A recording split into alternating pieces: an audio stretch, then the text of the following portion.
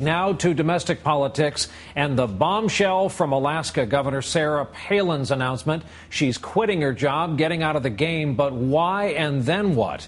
Our own Andrea Mitchell is in Wasilla, Alaska tonight with more on that story. Andrea, good evening.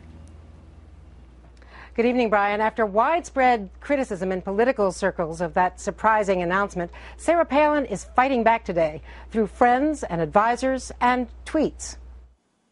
With some of the Palin family at the lake house in Wasilla, Sarah Palin went on Twitter to say she and husband Todd had gone fishing at a commercial fishing site in western Alaska on Bristol Bay.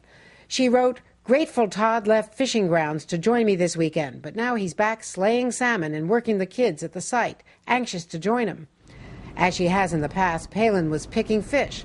But the political world is still picking over that resignation speech. It would be apathetic to just kind of hunker down and go with the flow.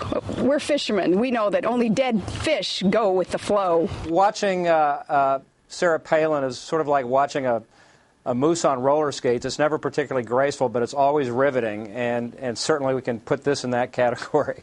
Today, her advisors rallied. A friend of 40 years from grade school, Kristen Cole, now overseeing Palin's legal defense fund. I think she really feels at peace about it.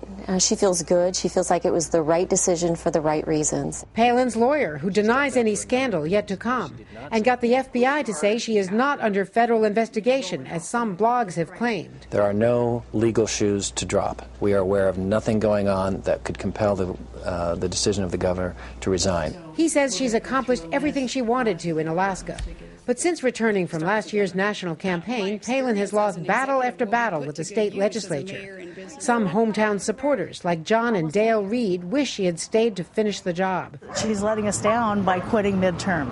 To that, Palin political advisor Megan Stapleton says, I've heard that too, that others calling her a quitter when it's actually quite the opposite. She's just taking her fight elsewhere.